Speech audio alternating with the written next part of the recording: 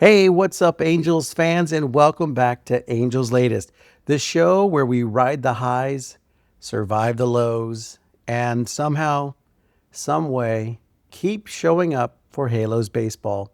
A little passion, a little frustration, a little optimism we probably shouldn't have, but we absolutely refuse to let go of, and a whole lot of love for this team in Anaheim or Los Angeles or wherever they want to call home. And listen, if you blinked lately, the offseason might have passed you by because, man, it's moving fast. Deals are getting done, names are coming off the board, closers are signing, man. Bullpens are taking shape, and the market, it's not waiting around for anyone. And yeah, the Angels made a few early moves, which was exciting to see. But as the days keep rolling and the other teams keep striking, it kind of feels like, man, we're slowly drifting back into the pack and maybe falling into bad habits. But I mean, we're not falling apart and not out of it completely, but definitely at a point where we're standing still. And it's starting to feel like, again, we're falling behind. And that's where the tension is right now. So hope mixed with urgency, patience mixed with pressure, and that familiar feeling again of wondering, okay, what's the next move? But that's why we're here. We're going to break it all down to cut through all the noise, to keep it honest without losing the fun, of course. I mean, baseball is a game. And if you're new to the show, welcome. I'm your host, Anthony, and this is the space where analysis meets fandom, where optimism meets reality, and where we talk Angels baseball the way real fans do, just like a bunch of guys and gals around a table. So settle in, grab your drink, your snack, whatever, your rally monkey support animal, and whatever helps you survive this offseason. But there's a lot of talk about, in the show, and let's get right into it. Topic number one. Yeah, it happened. It wasn't a nightmare because the closer market just looks like it just took a big swing. And the Angels, well, we felt it, guys. Kenley Jansen, he's headed to the Detroit Tigers. And listen, this isn't just a news ticker move. This is the market shaping move because what Detroit just did, it's exactly the kind of signing that sends a message to the entire league. That's right. And especially to teams like us, the Angels.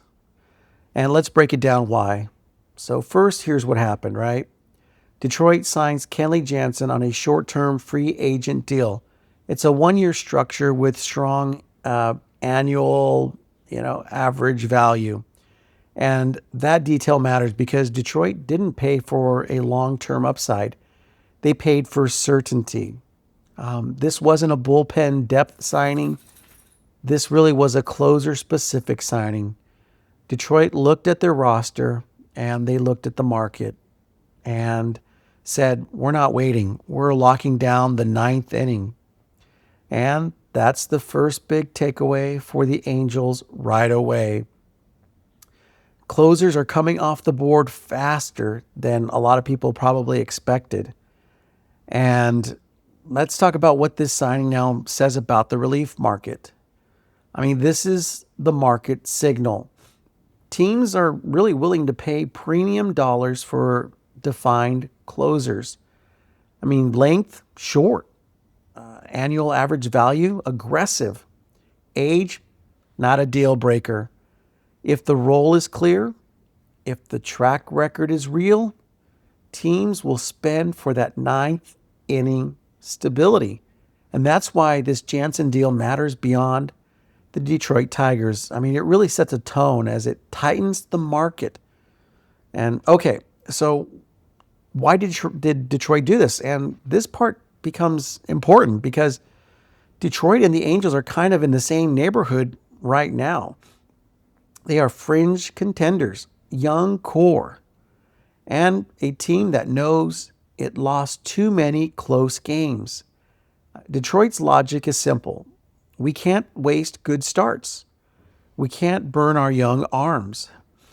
We need late game stability if we're going to convert wins into a real season.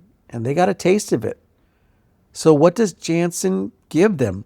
Role clarity, basically a veteran presence, an immediate bullpen hierarchy, and no long-term payroll drag. And here's the thing, guys. This is exactly the type of move Angels fans expected the Angels to make. And Detroit just beat us to it.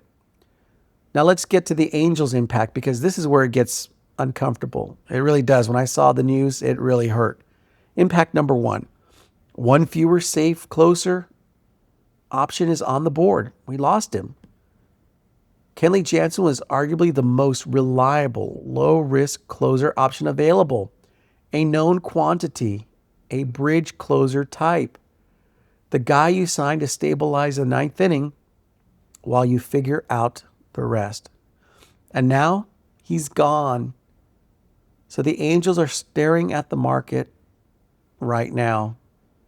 It's riskier, more volatile, and potentially more expensive per outcome. I mean, impact number two, the market just got more expensive, because even if you're not signing Jansen, his deal sets the tone. It tells every agent and every bullpen arm out there, hey, look, veteran closers are getting paid. Even older relievers are getting paid. Supply is shrinking. Demand stays the same. It's economics, right? And that's when, supply shrinks, the prices go up. And that is why waiting right now costs money. This deal pushes the market upward for the next tier of relievers. Guys like Pete Fairbanks, Robert Suarez, Clay Holmes, and even trade market arms that teams might consider closer tier. If you wait, you're going to pay more money. Impact number three. Detroit now has a bullpen with clarity, and the Angels, we don't. The Tigers, their closer role is locked in. They got him. The Angels, it's still uncertainty. And that matters because late game wins swing standings. Bullpen chaos kills the momentum. And young starters lose value without support. If your bullpen can't protect leads, you don't just lose games, you waste seasons. So what do the Angels do now? Because after this signing, they basically have to choose a path. And I see three real options. Path number one, pay for a true closer. High risk, high impact. Targets here are the closer identity guys. Again, Pete Fairbanks, Robert Suarez, or trade for an arm with real closing experience. What are the pros? Well, immediate bullpen identity. Stops late game bleeding. Sends a we're serious signal to the fan base and to the league. What are the cons to this? Well, injury risk, higher AAVs, and you've got to be disciplined in how you use the guy. But here's the key. If the Angels want a closer, well, they've got to move now, because this market is not waiting around. The second path, build a closer by committee, but with a leader. This is the Perry Manasian style. You sign two strong leverage arms. You don't force a ninth inning title, and you let performance dictate who earns to be in the ninth. Targets in this lane, who could they be? Well, a Luke Weaver, Clay Holmes, Tanner Scott possibly, Jordan Romano type rebound bets. And that whole category of setup now, potential closer later arms. Well, here are the pros.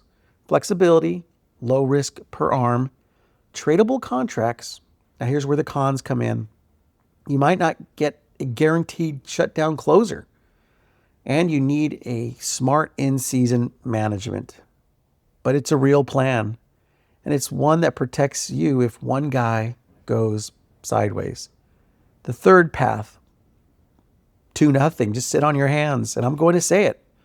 After the Jansen to Detroit, this option needs to be off the table because the do nothing means basically internal closer experiments, bullpen roulette, and repeating the same chaos that has cost this team too many games. That's not a strategy. It's not. That's just throwing it up and praying and hope that it works. So what's the smartest Angels approach right now? Well, I would have said sign Jansen. He wanted to stay. But here's what they need to do now. And this is the front office logic. Step one, sign one high leverage arm immediately. Someone in that Weaver, Holmes, Scott tier. We need stability right now. Second step, continue pursuing upside closer options. Fairbanks type swing, keep that name in mind. But protect the downside with the options, incentives, and flexibility. Step number 3, avoid long years. Let's go short deals. High annual average value is acceptable, but keep trade flexibility. And the ideal outcome? Well, one veteran leverage stabilizer, one upside arm, one internal candidate, and a defined bullpen ladder by opening day. Because right now, guys, standing still is starting to feel like we're falling behind. Now, let's put a bow on this. Detroit's move, I give it an A-. It's smart, targeted, no long-term damage. And the Angels, well, right now, I'm calling it incomplete, trending risky. I mean, they still have options, but the margin for error just shrank. And for us Angel fans, here's the headline. The Jansen signing didn't just help the Tigers. It raised the pressure on the Angels. The safest closer is gone. Prices are rising. And the Angels can't afford to sit back and wait. All right, that's the Jansen impact. Now let's talk about what the Angels should do next. And who's the best remaining closer targets that are really out there? All right, so now that, again, Jansen is off the board, gone, wipe him clean. He's in Motown now, and we wish him the best. And the closer market is tightening up. It's like doors are shrinking or the walls are shrinking. We got to talk about one of the most fascinating and honestly most polarizing options still sitting out there. And it's Pete Fairbanks, power arm, back-end bullpen weapon, and the definition of high upside and real risk. So let's break him down the right way.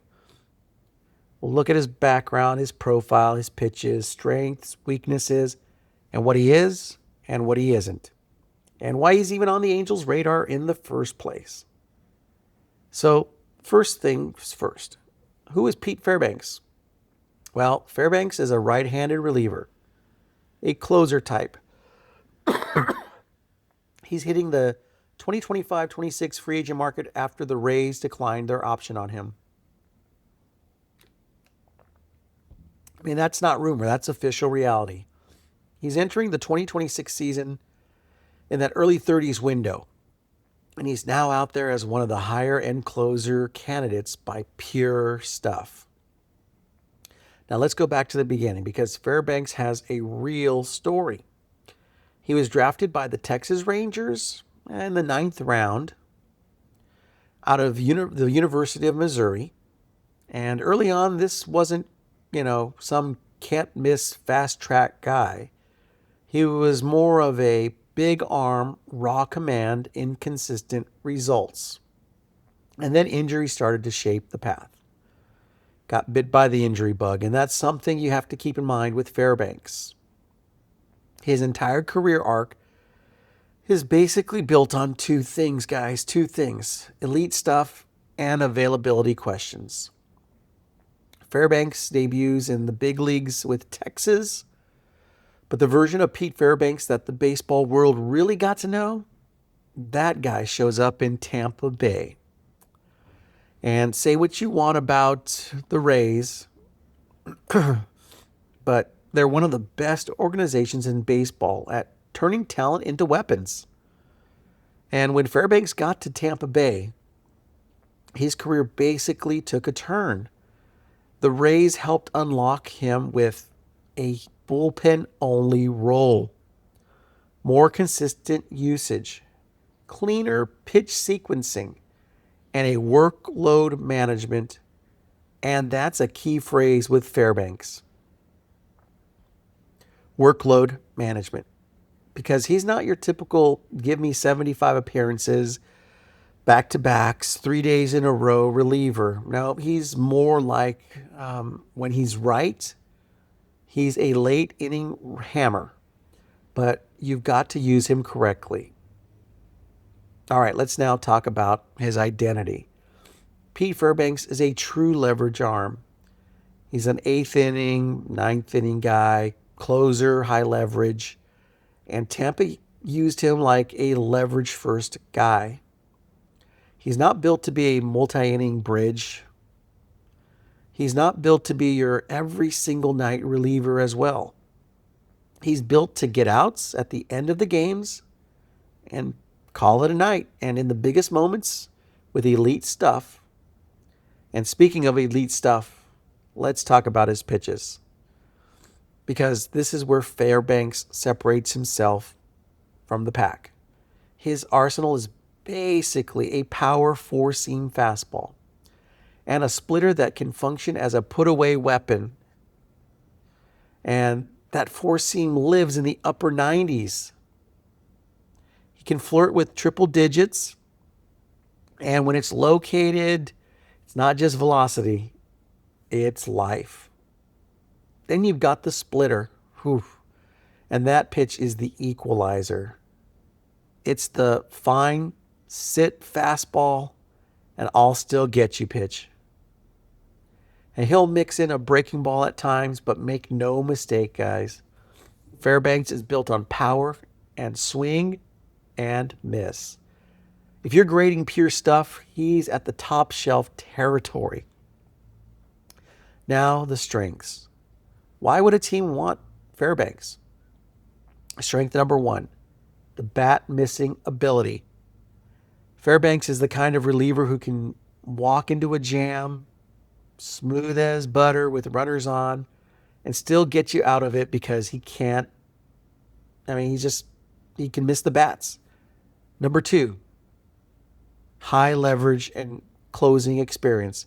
He's done the 9th inning. He's been trusted late. He's been part of Tampa teams that live in pressure baseball.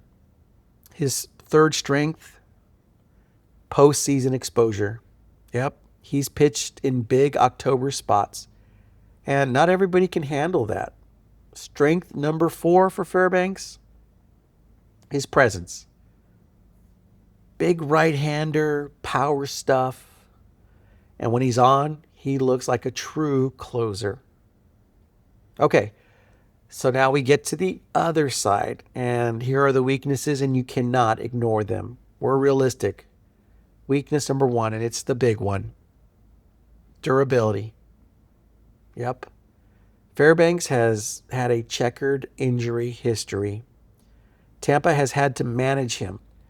And he's had stretches where availability in the story as much as performance is the key point.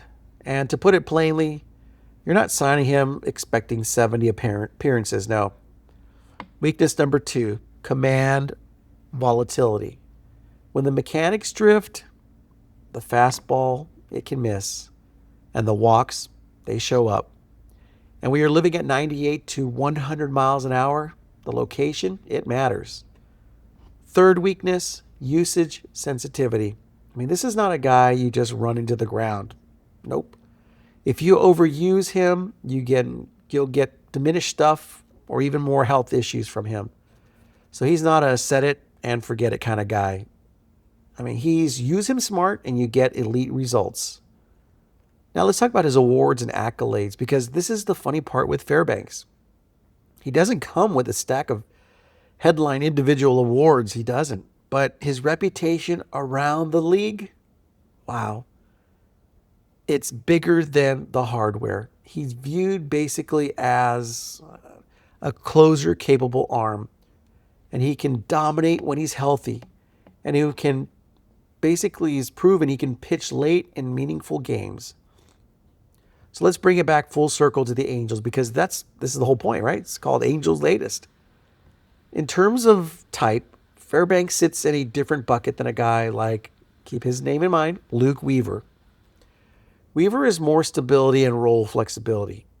Fairbanks is more true closer upside. And if you're the Halos, well, here's why he even makes sense as a target. 1. The Angels need swing and miss in the bullpen. 2. They need someone who can actually own the ninth inning. 3. After the Jansen signing, the safe closer lane just got smaller. So now you're left choosing between paying for upside or building a committee or living dangerously. And Fairbanks is clearly in the upside lane, which brings us to the risk-reward summary. Best case, if he's healthy, he pitches like a top-tier closer. If he shortens games, he stabilizes the ninth, he changes the bullpen identity, and that's not a small role. That's a real win multiplier over a season. What's the worst case? Well, the health gets in the way. His availability becomes a weekly storyline, and the Angels are forced back into bullpen roulette, and we don't want to be there. So if you sign him, we better have a backup plan, better have depth, and better be disciplined with usage. So here's the cleanest way to say it. Pete Fairbanks is not the safest option. He's not the steadiest, but he might be one of the most explosive closer swings on the board. And after Jansen went to Detroit, that kind of upside becomes more tempting, because the market is moving and the Angels can't afford to just sit neutral, sit still. All right, so that's Pete Fairbanks. Power closer upside, real durability risk, and a name the Angels absolutely have to weigh carefully. So the question is, Angels fans, do you want certainty? Do you want an upside? Or do you want to roll the dice and hope the ninth inning figures itself out? All right, let me know in the comments below what you think. Now we're going to shift from the swing for the fences closer option to the guy who might be the most realistic, most Angels-coated bullpen target left on the board. And that's Luke Weaver. And I know what some of you are thinking. Yep, Weaver? Really, man? Okay, so stay with me, because the story here matters. This isn't about signing a headline name. This is about signing the right bullpen piece, and at the right price, because we want to stabilize the late innings on a team that desperately needs stability. So let's break him down. His background, his profile, what he did most recently, how he gets out, strengths, weaknesses, and why this market makes sense. First, who is Luke Weaver? Well, Luke Allen Weaver, right-handed pitcher, drafted in the first round, 27th overall by the St. Louis Cardinals back in 2014. He was out of Florida State, and that matters because he didn't enter pro ball at a random, as a random depth arm. He came in with real prospect pedigree. He made his MLB debut in 2016, and early on, the blueprint was starter. Yeah. So remember that. Weaver's career started as starting expectations. But where he found his value and where the market sees him now is, altogether, a reliever. And that brings us to this big picture career arc. Weaver's story is basically this: starter with pedigree, bounced around, inconsistent stretches, and then reinvention. He reinvented himself into a bullpen weapon. And the biggest value spike came in New York. With the Yankees, he became a real leverage arm guy. And that's why he's fascinating. He's a fascinating free agent to me. Because teams can view him in more than one way. Not just as a standard reliever, but as a guy who can potentially be a late inning reliever, a multi-inning bridge, and for some teams, maybe even be a spot start option in a pinch. Now, the market isn't buying him as a full-time starter, but that flexibility matters when you're building a bullpen. All right, let's get into most recent year because that's where the money is made. And with 2025 in the Yankees bullpen, Weaver put up a line that absolutely places him in the credible late inning arm tier. Yes, it does. He appeared in 64 games, threw 64 and two-thirds inning, and posted a 3.62 ERA. Now, here's where it gets even more interesting. His strikeout rate is 10.02 Ks per nine and a whip of 1.02. And if you want the deeper indicators, his K rate was 27.5%, walk rate was just 7.6%, and his FIP was 3.89. I mean, that is a strong, sellable statistical profile for a late inning reliever. And he picked up saves, 8 in 2025. So yeah, he's been trusted in the ninth inning. Now, we do talk about one real 2025 note. He missed time in June with a left hamstring strain. It's not catastrophic, but it's something teams will review. I mean, he returned later, but medicals are always part of the story. Now let's add context. 2024. One of the biggest reasons Weaver is even on the radar the way he is because in 2024, it was viewed as a breakout bullpen year for him. Late inning usage guy, premium leverage, and he became one of those, wait, where did this guy come from stories in New York? And that matters because it creates, is this real? I mean, that's the question. Is he real? Teams want to believe that 2024 wasn't a fluke, and 2025 gave them enough evidence that it's at least sustainable. So now let's talk about how he actually gets outs, because Weaver's pitch mix is pretty clear. StatCast shows he leans on a fastball changeup foundation. He has a cutter as the main third pitch. The four-seam fastball is the majority, around 59% usage, so he uses it more than half.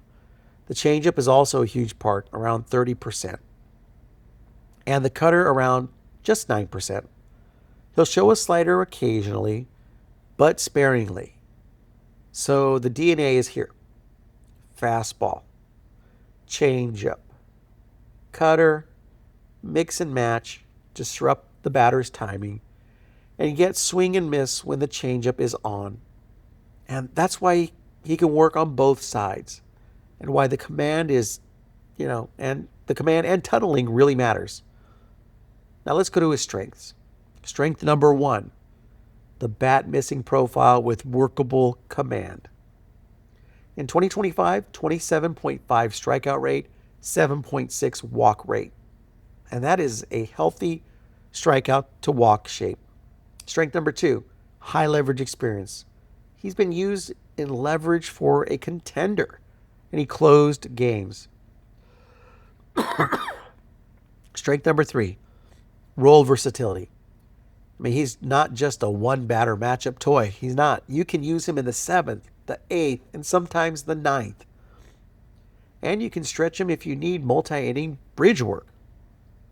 And that flexibility is gold in today's bullpen usage. Now, weaknesses and the risks, the flags, because there always risk flags with relievers. Risk number one, track record volatility. Look, Weaver's career hasn't been a straight climb. It had some uneven stretches, and the new Weaver story is mostly a Yankees era relief story. So teams will price in regression risk. Risk number two, postseason narrative. He's had a rough postseason stretch in 2025, and it's small. It's a small sample, but it's very loud, and teams will notice it. Risk number three, the health. The hamstring injury list stint in 2025 is part of the medical review. Again, not a deal breaker by itself, but it's part of the file. So now let's look at some awards and accolades. Weaver isn't walking into free agency with a pile of MLB awards as well, but he does have a notable amateur recognition, including a Rawlings Glove Award in his Florida State record. And the bigger accolade here is simply, well, he's now viewed as a legitimate trusted leverage reliever. I mean, how does the league see him in this free agent class now? So MLB.com lists Weaver in the 2025-26 free agent pool as ranked among notable names, which tells us that you need to know that this isn't a fringe name. He's in the conversation. And this is where market logic kicks in. Teams see him as a late inning arm with some flexibility who might be a bargain compared to the pure closer tier. And that's why he's interesting. Because, he could be a role filler. So here's the summary on Luke. He's the stability option. He's the raise the bullpen floor option. Not the headline closer, but a credible leverage arm with enough performance to justify real interest. And that's what the Angels need. I mean, again, in a market where the deals are flying, the Angels can't afford to get left behind. You can't be spectators. This is the type of signing that might not win the offseason, but could absolutely win you games in April, May, and June. And when you're trying to hold late leads and stay afloat, we need that. All right, that's Luke Weaver. Absolutely. He's, the guy that could be used and, use him well because we just, again, can't sit. So tell me your thoughts. What do you think? Maybe pitch some other alternative ideas. Put your comments down below, and I always take a look at them. And speaking of comments, let's jump right into our viewer comments because you guys have been bringing some really thoughtful takes. I mean, again, showing some frustration just, on some of the moves and non-moves and some real big picture questions about where this team is headed. And I want to hit a few of them right now in your comments. All right, so let's talk about comment one. First up comes from Archaeoparatrix. They wrote, these guys are washed up. And they were talking about DeJong and I believe it was Banez. We need frontline starters. Otherwise, we need to get young players like, let me see here. Let me go back to what they wrote here. Let's see. Get young players like J.J. Bleday, who would be good. All right, so this comment is good. It actually hits on two important conversations at the same time. And again, I appreciate the comment. First, the frustration. And I get it, man. When you see moves like Paul DeJong or Andy Ibanez, it's easy to say, okay, how does this really move the needle? But again, if your bigger point is we need frontline starters, not role players, and you're not wrong. This team still needs impact pitching, and that's the truth. But here's the part I want to slow down on just a tiny bit. All right. DeJong and Ibanez were never meant to be cornerstone moves. They're more depth moves. They're roster balance moves. I mean, they're don't let the bottom of the roster sink. The whole team moves. And that stuff matters. I mean, even if it's not exciting or blockbuster or earth shattering. Now, the JJ Bleday point, now that actually is a really smart call. Younger, absolutely. Upside, yes. Control, yes. That's a type of move that fits a longer term vision. So this doesn't have to be the either or decision. I mean, it shouldn't be only veterans or only youth. The right answer is balance, right? Depth pieces, younger upside plays. If the Angels stop here, then yeah, that's a problem. But the real judgment comes from what they do next. All right, thanks again for that comment. Let's go to the next one. It comes from Jeff Gordon, 9569. And they said, please, no veterans over the age of 30.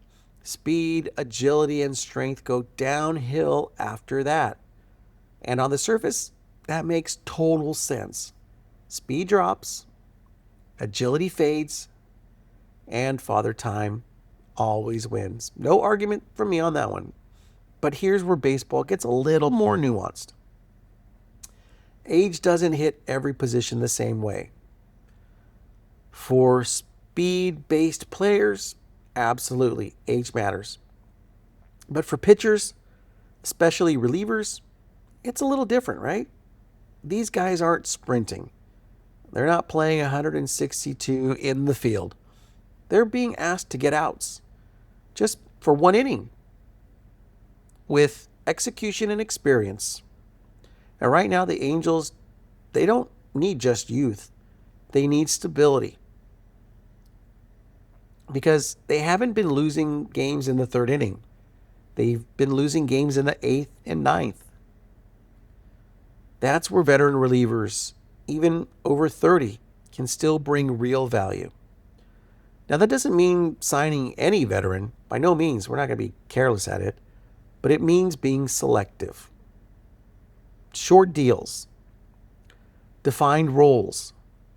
Guys who still miss bats. I mean, not long-term commitments, not blind hope. I mean, the best teams mix it. Young energy with veteran calm. And right now, the Angels could really use some calm in the late games. All right, here's our third comment, our last one. And I just want to shout out to this. It comes from Tecos32. And they said, hey, Anthony, good show, man. And hey, I really appreciate that from the bottom of my heart. Seriously. Thank you for watching. Thank you for commenting. And thank you for being part of this community. It really means a lot because this shows, how it works because of you guys.